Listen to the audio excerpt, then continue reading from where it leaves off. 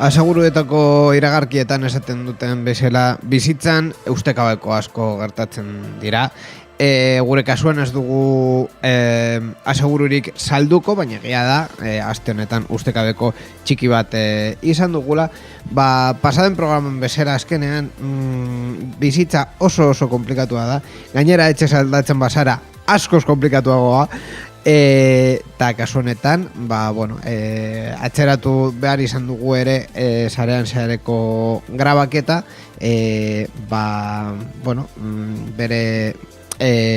bere kaleratzearen 2 egun baino lehen egiteko. Zorionez, errekurtsoak dauzkagu eta lagunak dauzkagu leku askotan, eta kasu honetan bideoan ikusten denez, ez gaude gure estudioan, baizik eta Radio Siberia edo Siberia FM-ko estudioan gaude gaur grabaketa hau posible egiten ari duen irratia. Azkenean guretzat erosago zelako hemen Gasteizen grabatzea, beraz eskerrak eman behar diegu ere, gaur gure grabaketa lekua izateagatik. Gogoratzen dizuegu Siberia FM Gasteizeko irrati komunitarioa dela, beraz zuen ahotsa ere entzun nahi dutela eta parte hartu dezakezuela horrelako irrati modeloetan, bai entzule bezala, gure programa edo beste parrian daukaten beste programa guztiak entzuten, baita parte hartzen,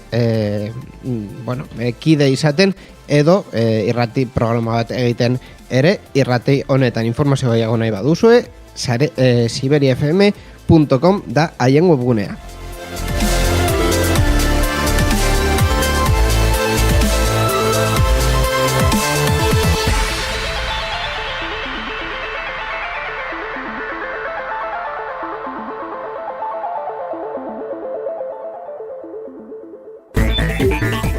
Irratsaio hau Creative Commons aitortu ez komertziala partekatu berdin 4.0 nazioarteko lizentziarekin banatzen da. Horrek esan nahi du gure edukiak nahi beste partekatu ditzazkezula. Informazio gehiago nahi baduzu josareanzehar.eus webgunera.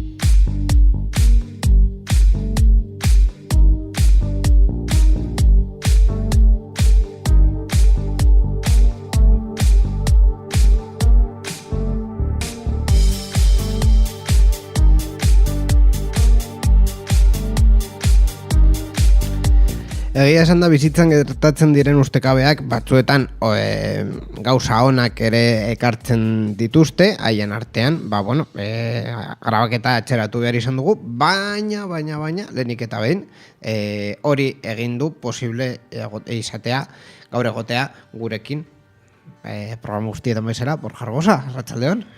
Ni espero nuen momentu batean agertzea gonbidatu berezi bat, eta hori egin du posible hemen egotea Ramon García, arratsaldeon, eta ni...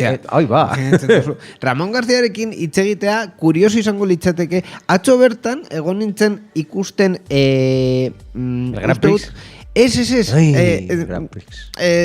Más complicado. 1987an egin zuen Gran Prixeko platoan gauza guztiak egiten zirela hor, que apostamos Gran Prix eta gauza guztiak, egin zuten La llamada de la suerte ditzen den programa bat. Mi imagina dezakezu nola den kontua, jendea deitu behar zuela 905 telefono batera, eta horretan parte hartzen zuten sosketa batean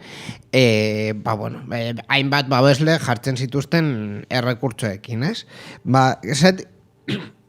Arkatu, zatitxo bat ikusi nuen, eta, bueno, bi gauza argi geratzen dira. Hor, lehenik eta behin, ze epoka eta ze nola egiten zen telebista momentu horretan, batez ere neska asko zeudela hor, batzuk telefonista bezala, baina baita ere Ramon Garziarekin aurkezten zuena neska bat zen,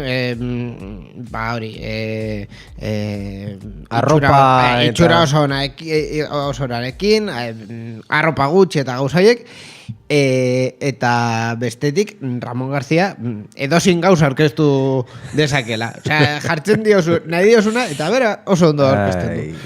Hori egia da. Bueno, baita ere kontaktu honak zituen garai horretako televisión españolan. Egin zuelako jarraian, hori que apostamos, la llamada de la suerte hau, Grand Prix, nola ditzen zen Grand Prixeko aurrekoa? Ez du goratzen, el barco de no sé qué egin zuen, oie guztiak segidan, 86tik 2005 justo Alderdi Popularra boterean zegoenean. Bueno, hori kasualitatea izan zen, ziur. Guztiok badakigu televisión españolan gauzak sosketan egiten direla eta nahi duzunean ja jarraitu dezakezu programarekin. Ez. Hau bere gauza dokalako. Bueno, de teknologiari buruz hitz egiten hasiko gara. Eta ez dago gonbidatu berezirik. Bakarrik hor jarbosa, arratzaldeo Iñigo Sendino. Bueno, ustekabeak ere beste gauza baterako eman dute. Programa honetan pentsatzen genuen gauza gutxi izango genitula komentatzeko, baina badauzkagu eta haien artean mamitsuena dena gure superheroiaren eskutik. Hala da, horrela da, atera da aste honetan justu ja de Strangis azkenengo momentuan ikutu du kanpaia eta esan du, hemen nago ni, hor daukazu zure berria.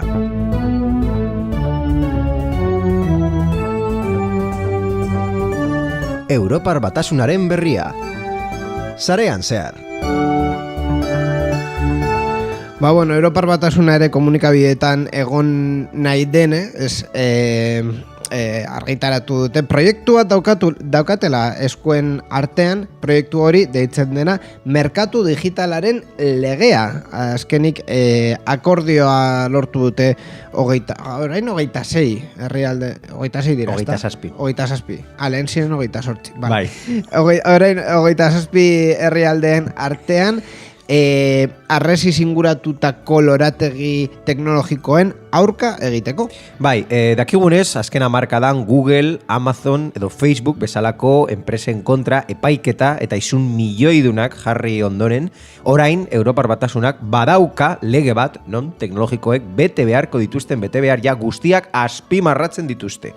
Urte bete baino gehiagoko negoziazioen ondoren badakigu Europar Batasunak nola arautu nahi duen sektore teknologikoa eta arau hori, esan duzun bezala, deitzen da merkatu digitalen legea, edo deitu dute merkatu digitalaren legea. Lehenengo gauza, azpimarratu behar duguna, kontzeptu bat gatekeeper, ingelesez esan da edo, zaindari kontzeptua funtsezkoa izango da merkatu digitalaren legearen funtzionamendua ulertzeko. Lorategi itxi horren atearen zaindaria. Bai, teknologiko handiak, batez ere kategoria honetan sartuta, egoteak betekizun eta bete behar gehigarri batzuk ekarriko dituelako. Hoien artean, denok ezagutzen ditugun enpresa teknologiko handiak daude. Google, Amazon, Meta, Apple eta Microsoft, baina baita ere ate irekita uzten da beste batzuk sar daitezen. Appleen eredua uste dut, eredurik argiena dena, hau da... Erraldoi teknologikoak. Lehenik eta behin erraldoi teknologikoa, itxaingo dugu zifrei buruz, baina irudia argi dau. Appleen erabilia behar duzu bere hardwarea eta bere softwarea. Googleen kasuan, pizkat eztabaida gehiago egon daiteke, berea den hardwarea ere bere softwarearekin doalako, eta Amazon, batez ere zerbitzu digitaletara bideratuta dagoelako, baina ekosistema itxiaren irudia da hori, Appleko. Bai, definizio honetan enpresa bat sartzeko, hauek ja barne daudela, baina beste batzu sar daitezen, urteko 7.500 milioiko volumenean edo gutxienez 75.000 milioi euroko kapitalizazioan ezarri da. Gainera, gutxienez 55 milioi erabiltzaile izan beharko dituzu hilean Europan, Bai. edo 10.000 merkataritza erabiltzaile urtean. Izendatutako enpresa guztiek, sobera, betetzen dituzte baldintza hoiek, baina etorkizunean, Booking, Zalando, SAP, edo SAP. Spotify, SAP, Bai. edo Spotify bezalako konpainia teknologikoak ere sar daitezke. Alibaba edo ByteDance bezalako erraldoi asiarrek ere zenbaki horiek gainditu eta zaindari gisa katalogatu ahal izango dituzkete. ByteDance, TikTok eramaten duen enpresa. Europako sukurtsalak kakotzen artean, herrialde bakoitzan. ByteDance nik ez nuen ezagutzen izan. Claro, herrialde bakoitzan bilatu behar izan dutelako partner bat, operazioak han eramateko, estatu batuetan TikToken partnerra da Oracle, eta hemen Europan ByteDance. SAP ezagutzen ez baduzue, enpresentzat ematen dituen zerbitzu enpresa bat da, batez ere datu baseak kudeatzen dituzte, eta datu baseak kudeatzeko erramintak diseinatu eta garatzen dituzte. Dozein teknologia enpresan Hau da, ez da estandarra hosting da. hornitzailea, Ez. baizik eta... Bueno, haiek ematen dute erraminta horiek. Gero, ja depende, zu kontratatu nahi baduzu hosting zerbitzaria eta han SAPeko aplikazioak jarri, edo SAPere bere zerbitzariak, bere serbidoreak eskaintzen ditu. Interesgarria da galdera hori zen eta ez dira Samsung edo Sony bezalako enpresak sartzen. Lege hau erabiltzaileen eta zerbitzuen ingurua delako ez hardwarearen ingurukoa. Horregatik buruz komentatu dugu, Googleko kasua, eztabaidan egon daitekela, Samsung adibidez bere software gehigarria jartzen du bere mugikorren sistema operatibaren gainean, baina kontua da software hori ez dela guztiz berea. Beraz, ez da lorategi itxia bezala ematen. Bai, zerbitzuak sartuko direnak, zerbitzu digital mota kontatuko ditugu, izan dira bitartekaritza, online publizitatea, bilaketa motorrak, sare sozialak, bideoak partekatzeko plataformak, mezularitza zerbitzuak, sistema eragileak, web nabigatzaileak eta laguntzaile virtualak. Horrelako zerbitzuetan bideratuta egongo da lege hau.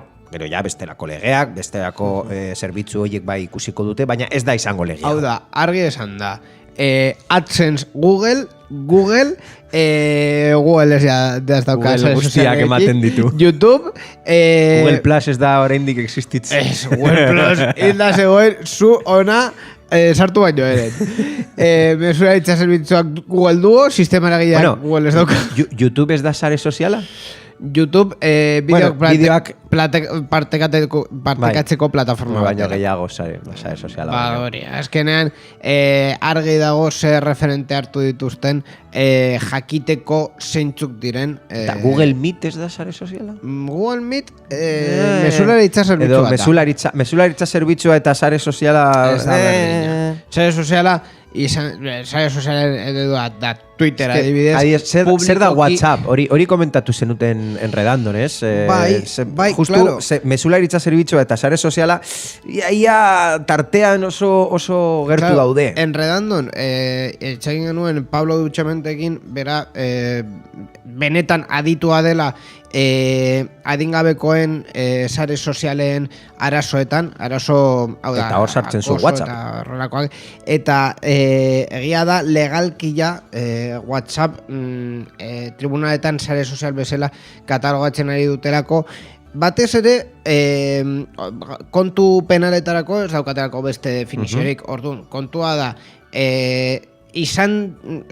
WhatsApp izan da sea lo que sea, kontua da horretan partekatzen direla edukiak adingabe hoiei kalte egiten dienak. Orduan, simplifikatu dute esan ez, WhatsApp sare sozial bat bezala hartuko dugu, Bueno, egia da hemen sartzen dela mesularitza zerbitzu Claro. digital mota desberdin bat bezala, ordu. Claro. Bai, esan dezakegu. Hori da kontua. Ba, urrengo galdera, ze da lege honen, edo zein izango da lege honen eduki nagusiak. Lehenengo palabroa hemen deskubrituko duguna, da elkar eragingarritasuna. Elkar eragingarritasuna. Ez daukat Esan definiziorik. hiru aldiz. Elkar eragingarritasuna. Ez elkar eragingarritasuna. Ole, ai. Europar Batasunak egin zuen aurreko lege potoloa honi buruz, hau da, datu babesaren lege Bai. araudi orokorra barkatu dela, Europar Batasunekoa. Gero ja, Espainian baita ere legean bihurtu zena, elkar eragingarritasun honi buruz hitz egiten du, eta horregatik gaur egun daukagu... Esan duzu ja gaizki bi aldiz. Bai. Eta horregatik... Ez que hitz oso komplikatu da. Oso komplikatu da. Elkar eragingarritasun honi hitz egiten du Beste ere... aldiz, gaizki. Elkar Garritasuna. Garri zati hori beti mozten duzu. Elkar eragingarritasuna. Vale, Venga, saiatu horri buruz esaten. ere hitz egiten du datuei buruz hitz egiteko, hau da, zure datuak formatu estandar batean eramateko eskubidea ematen dizu, eta hori legalki lege horretan deitzen da elkar eragingarritasuna. Bai, ondo. Hemen ere honi buruz hitz egingo dute, baina beste esfera batean, ez? Bai, azkenean erabiltzaileak hautematen duen proposamenik errazena da Europar Batasunak behartuko duela erraldoi teknologikoiek beren aplikazioen elkar eragingarritasuna erraztea. Hau da, iMessage, adibidez, Androiden funtzionatu beharko du, eta Signaletik WhatsAppera mezu bat bidaltzea posible izan beharko da. Nola, ez dakigu ikusi beharko da, baina hau paradigma aldaketa erradikal bat da, baina asmoa da zaindari hauek protokolo irekien alde egitea eta elkar baztertzeri ustea, zuk esan duzun bezala, lorategia itxiak ireki behar izango dira, arresiak bota eta Telegram mezu bat bidali, WhatsApp WhatsAppera heltzeko. Jasateko, bai. Bai, gainera, hau ez da kontu berria, hau da, konkretuki mesularitza sistemetarako gaur egun existitzen da RCS deitzen den protokoloa, SMS-en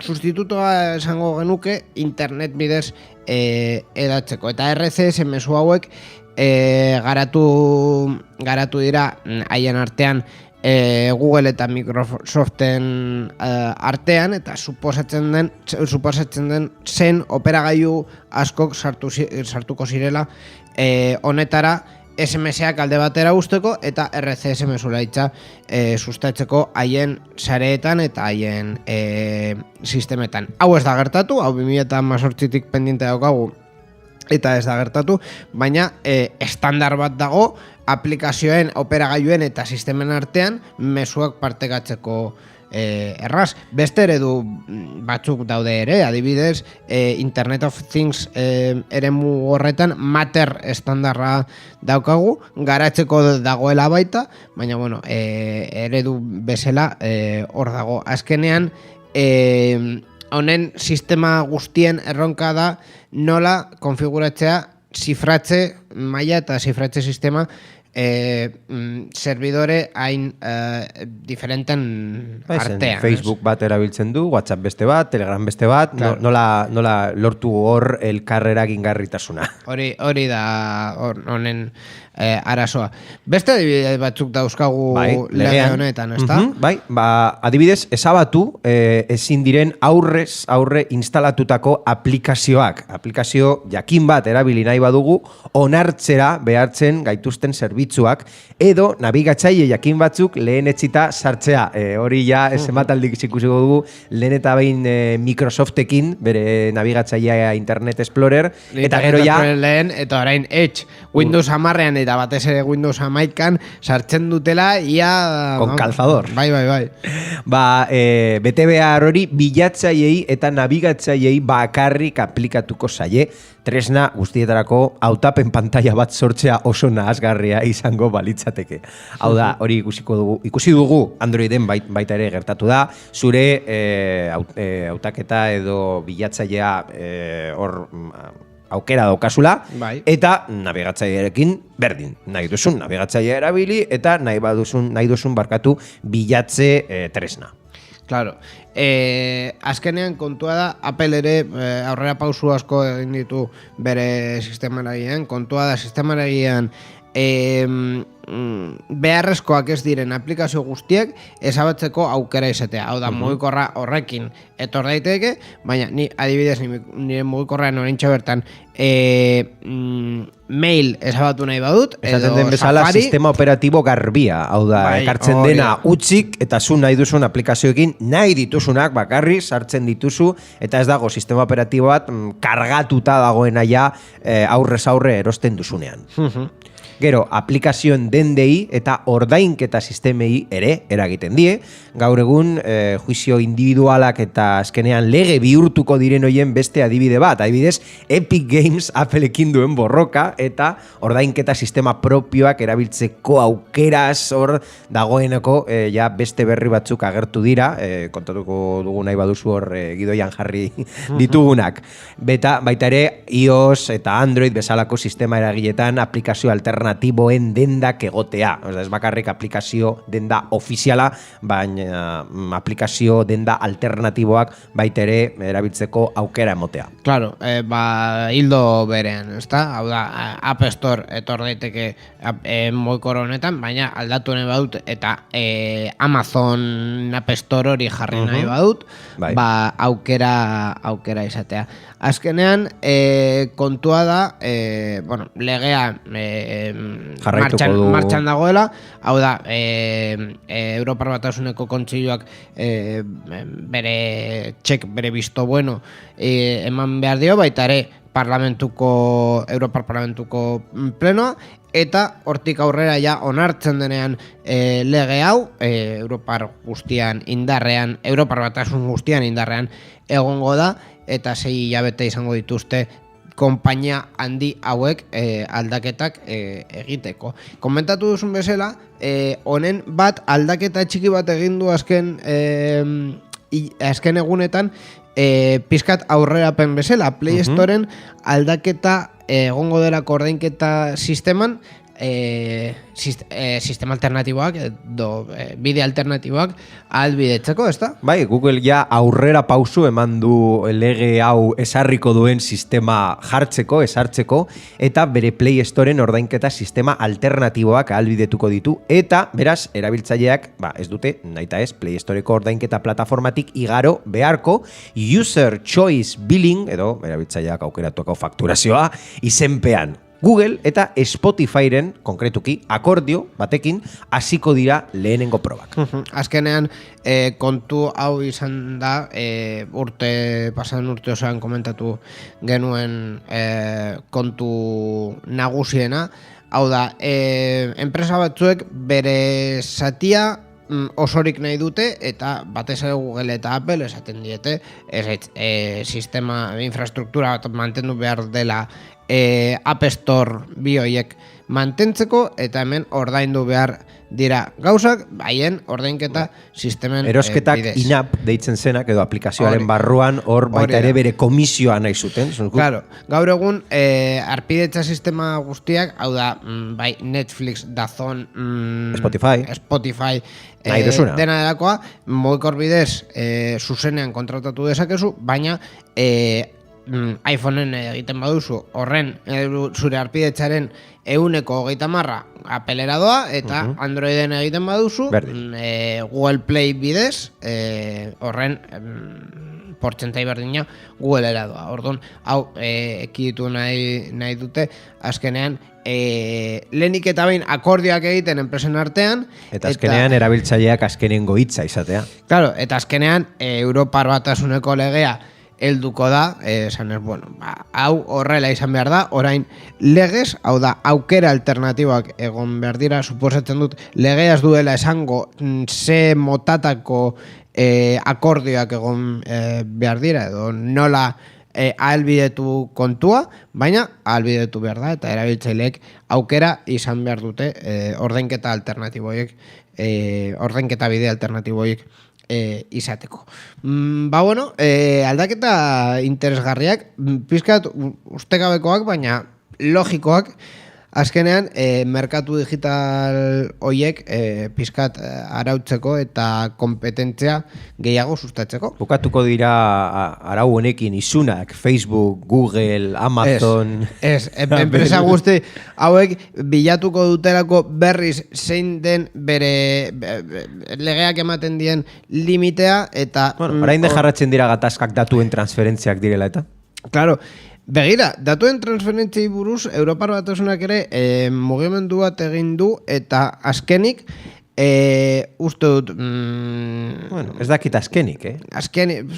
Beste akordio berri bat, baina uste dut hirugarrena jadanik dela, orduan ez dakigu azkena izango den, ikusiko dugu. Baina kontua da, azkenean Europar Batasunak behar denean kuleorak jaisten dituela, eta esaten du, egin behar bada, egin behar da. Bueno, kontatuko dugu. Europar Batasuna eta Estatu Batuak akordio berri batera iritsi dira Europa eta Estatu Batuen artean datuak transferitzeko. Akordio honen ondorioz Google, Amazon edo Meta, batez ere Meta zen kontatu genuen orain dela programa batzuk, Meta hor gatazka batean zegoela Europar Batasunarekin, kontu hau zela eta, enpresa hauek Estatu Batuak Europako erabiltzaileen datu batzuk kudeatzen jarraitzea Europatik kanpoko zerbitzarietan. Orduan, datu transferentzia hori, pribautasunaren arloan, azken urteotan izan den gairik polemiko eta izan da, eta ikusiko dugu azkenengo akordio bat, zeren izango den, zeren eta, kontatu dudan bezala, hirugarrena da jadanik. Ursula von der Leyen, Europako batzordeko presidenteak azaldu nuenez, pozik dago aurre akordioarekin, eta, itun horrek, aurre ikusteko moduko datu fluxu fidagarriak ahalbidetuko ditu, sekurtasuna, pribautasunerako eskubidea, eta datuen babesa orekatuz. Ez dakigu nola orekatuko dituen, baina hori da esaten duena Ursulak gutxienez. Azkenean, konpromesu bat bilatu behar da. Momentu honetan ja, zerbitzu horiek hainbeste garatu direnez, ezin da esan, orain, araudi berriak, arazoak sortzen ditu hori. Gero, aztertu dezakegu, ze motatako arazoak, eta arazo horiek merezi baduten, edo ez, baina kontua da, ez dela momentua araudi oso zorrotzak egiteko, agian duela 20 urte baina momentu honetan justu ez. Fidatu beharko gara, ez? Fidatu beharko gara eta espero dugu araudi hau nahiko izatea, gure datuak babes egoteko Facebook eta horrelakoen eskuetan.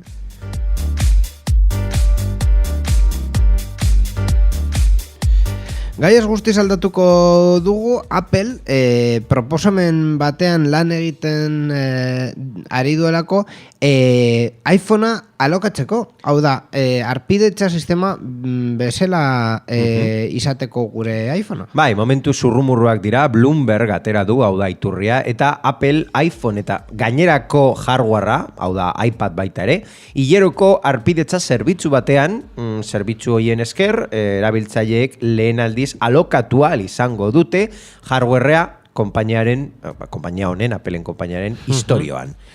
Programa hau, iPhone berriztatzeko egungo programatik pixka bat ezberdina izango litzateke, izan ere hilean $35 hasi eta Apple Care Plus estaldura duen iPhone berri bat eskuratzeko aukera ematen dizu urtero zure operadoreari zabal dakioken tratua.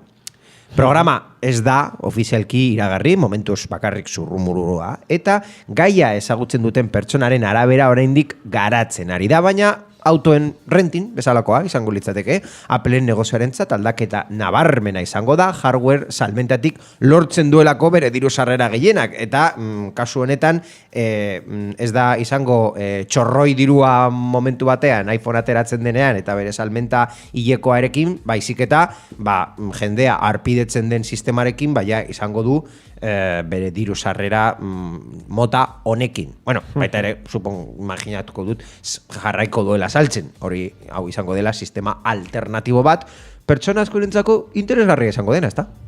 Izan leike. Kontua da presioa. Enpresarentzako gutxienez, bai. Kontua da zesan neurri jartzen duten. Azkenean, azkenengo iPhone hori hilean 40 eurotan jartzen badute, agian ez 2 urtetan iPhone hori erosi dezakezulako.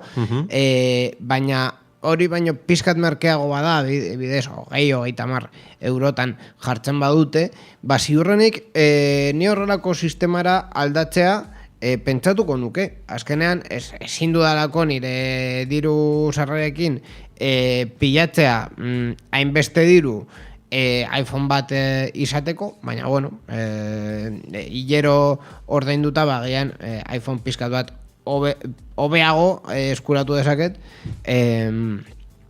arpidetza sistema hauekin.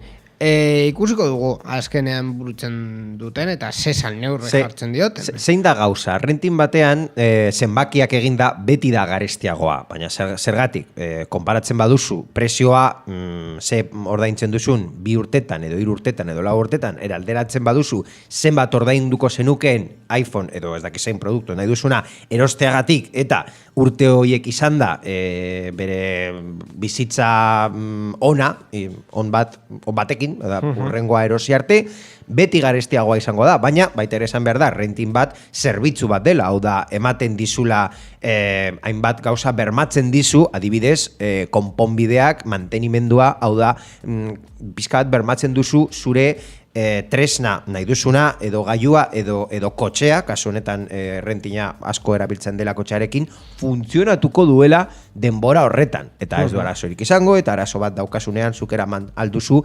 tailer edo denda ofizialetara eta konponduko dizute, eta agian, hori ja, depende ze kontratuetan, ordezko bat ematen dizute, depende zenbat denbora emango duen hori konpontzeko. Eta hori ez dago gaizki. Gutxienez esan duen bezala, enpresa askok erabiltzen dute modelo hau autoetan eta bestelako produktuetan. Eta iPhone eta beste produktu horrelakoak edo teknologikoak badaude baita ere enpresa pribatuak produktu hauek erosten dituztenak eta renting modeloan eskaintzen dituztenak. Orduan, paso nahiko logiko bat da. Nire ustez.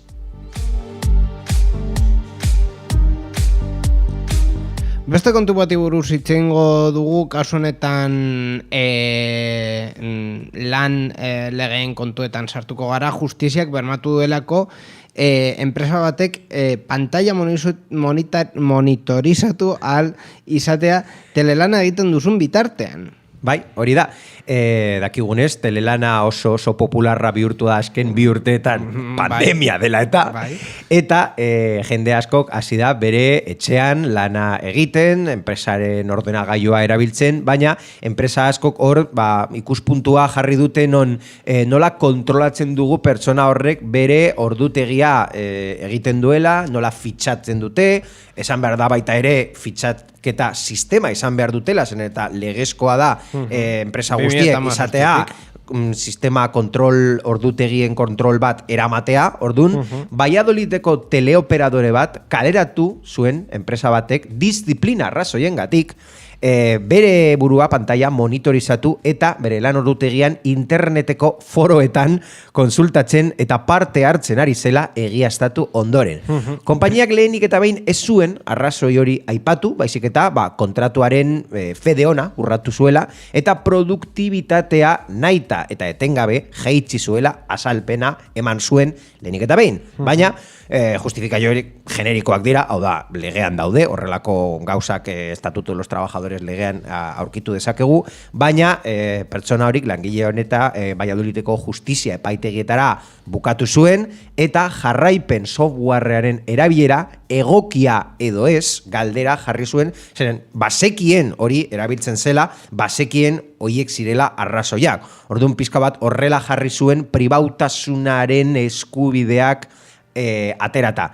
Eta ikusi ziren beren kondizioak. Eta izan ere enpresak langilearen gailu pertsonalean jarraipen software bai instalatu zuen, baina instalatu aurretik haren funtzionamenduari buruzko zehaztasun guztiak berri eman zion langileari eta horrek berari asko baimena eman zion ura erabiltzeko, hau da gaztelera esaten dena consentimiento informado, lege babesarako reglamenduan baita oinarrizko legean dauden kontzeptuak. Eta hori, kaltetuak esplizituki baimendu zuenez, justiziak, uste du, intimitaterako eskubidea urratu gabe erabilizela. Claro, hemen bigako daude batetik pertsona honen telelanerako gailua bere gailu pertsonala zela, ez zela enpresarena, bezik eta bere gailu pertsonala, horregatik zalantzan jartzen da hori legezkoa den, bere gailuan zerbait instalatzea enpresa kontrol hori izateko. Hori printzipioz legezkoa da, esan dugunez, bere kontsentimendua, bere onarpena eman zuelako, eta suposatzen dut ere azaldu ziotelako zeintzuk ziren konsekuentziak. Claro, eta zeren denbora tartean egongo zen kontrol hori. Claro, ezin duzulako esan pertsona batek dute zu ordutegia, lanerako ordutegia. Claro, ezin duzulako esan pertsona batek kausa pertsonak egiten ari dituela lan orduetan, erabilera hori lan orduetatik kanpo gertatzen bada.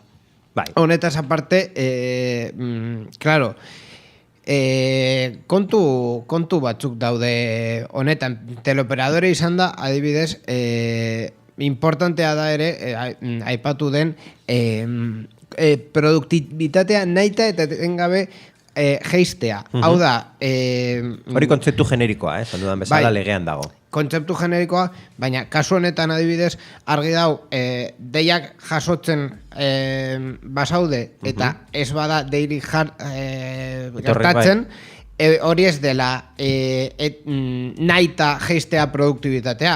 Ez dagoelako lanik.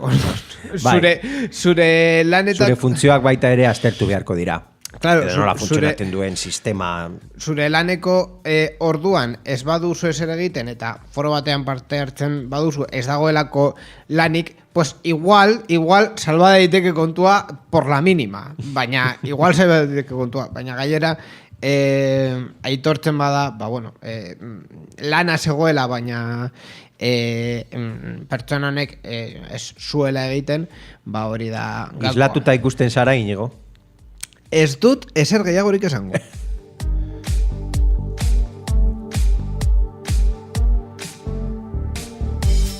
Eta formatu txikiagoan komentatuko ditugun berrien artean, adibidez, Australiak Meta salatu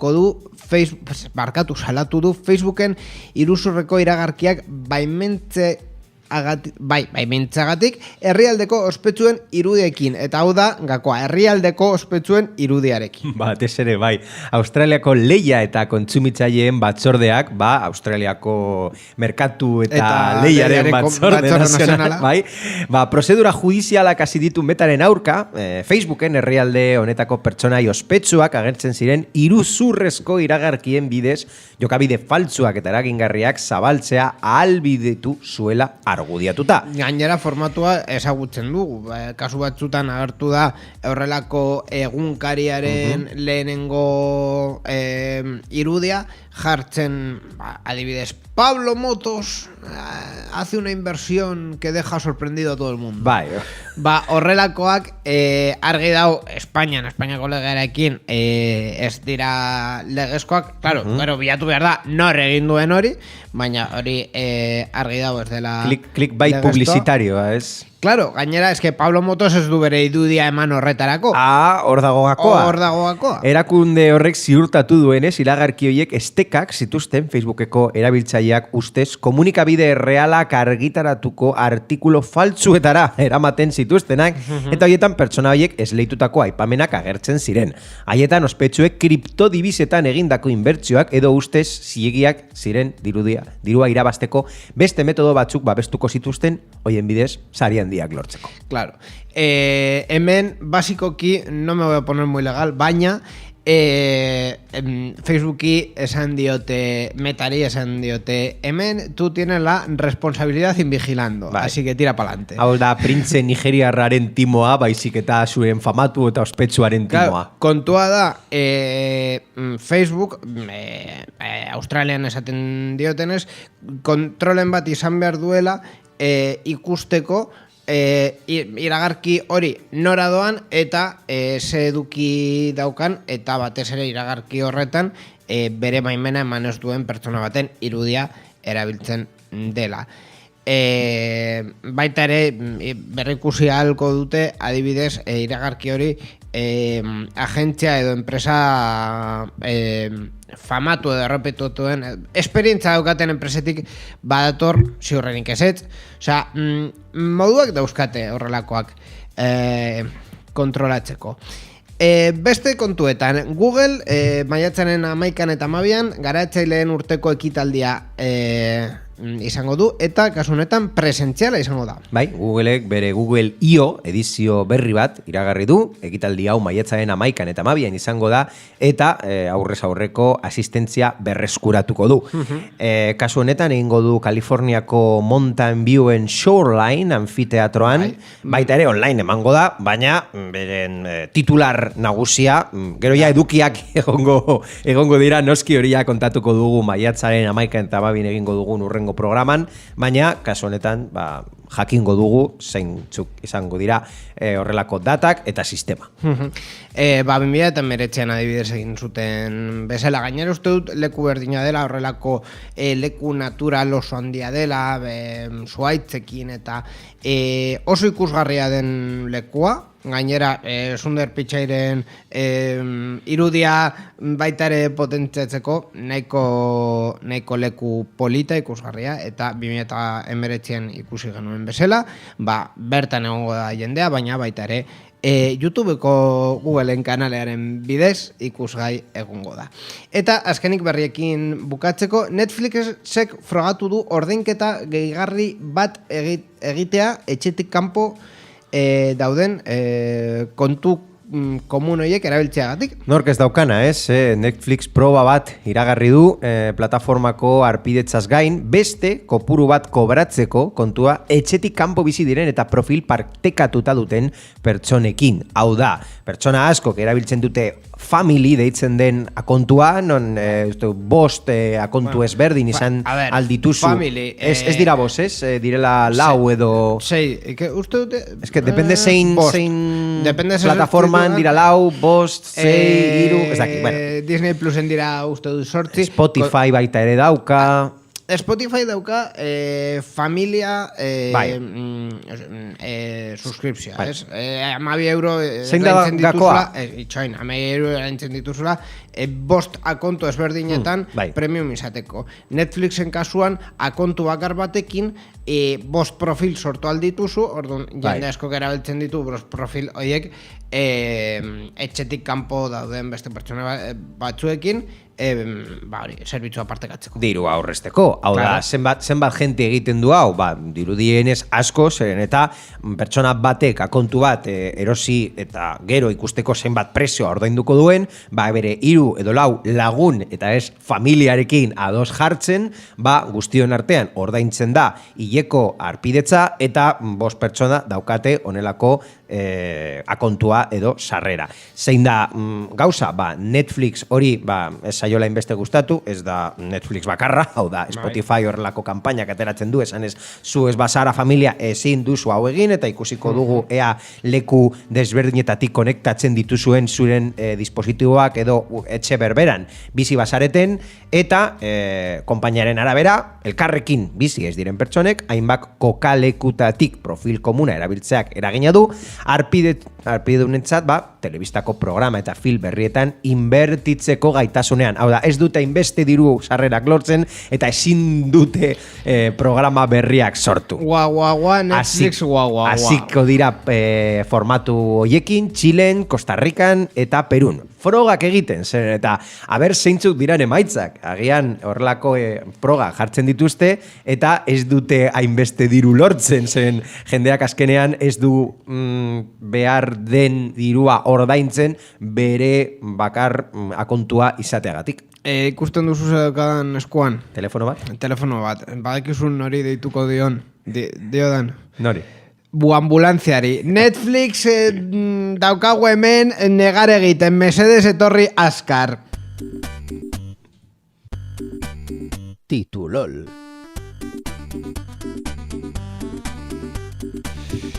Ba, txorradekin jarraituz titulol ni ezagutzen ez dudan berri bat nire harri da bilatzeko eta baita ere espero dugu gure entzuleen sorpresa edo barrea sortzea. Eta kasu honetan, Borja, Kasu honetan gailu bat zu agian frogatu aldituzuna, betaurrekoak. Bueno, bertaurrekoak, bai, frogatu alditut. Bai. Uste dut esperitza daukadala, bai. Facebookeko kameradun betaurrekoak eta baitaren mikrofono daukana Espainian ja erosi daitezke. Deitzen dira Ray-Ban Stories eta etorri dira Espainiarak prezio ofizial batekin 330 eurotan. Eta nahi dutenak aurkitu eta erosi aldituzte betaurreko hauek Ray-Ban egin dituztenak kolaborazio batekin Meta enpresarekin. Zertarako egiteko zer stories. Claro, eske gogoratzen nuen hau Snapchat Googleeko eta betaurrekoa gogoratzen ditu baita ere. Bueno, Googlekoak bai, baina Googlekoak nahiko esperimentua izan ziren, baina Snapchat bere momentuan kaleratu zituen horrelako betaurrekoak. Claro, Europar Batasuneko legeekin arazoa da, esan dugun bezala, kontsentimentua izatea. Hau da, beste pertsonaren baimena izatea grabaketa egiteko eta histori hori igotzeko, baina bueno, arazo berdina daukagu mugikorrekin eta TikTokekin adibidez, así que ondo.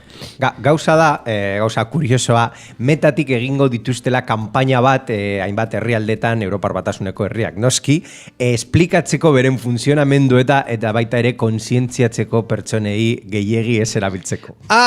Vale, osea, 300 piko euro gastatzen ditut betaurreko teknotxorra batzutan, eta gainera ezin dut nahi beste erabili. Bueno, bai, alduzu, baina Metak bere, ez dakit, arduratsu izan nahi du jendearekin, eta esan, bueno, baina saiatu ez dakit, drogadikzio bat bihurtu ez desan. Instagrame con moderación es su responsabilidad. Entzun berri duzunari buruz hitz egin nahi? Zure iritzia jakin nahi dugu, idatzi ezaguzu Twitterren gure erabiltzailea, sarean zehar da. Gure Twitcheko emanaldietan ere parte hartu eta zure iritzia eman dezakezu programa egiten dugun bitartean. twitch.tv/sarean zehar. Gainera, zure ekitaldiaren edo ideiaren berri eman nahi baduzu, posta elektronikora idatz diezagukezu info@sareanzehar.eus. Sarean zehar, zure mezuen zain.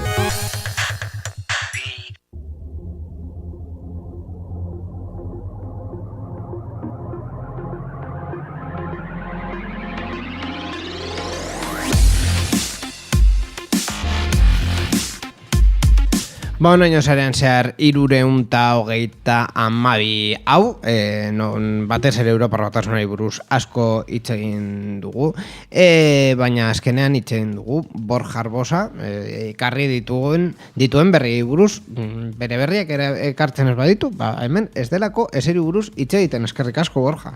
Eskerrik asko, Inigo, eta entzule guztioi urrengo saior arte.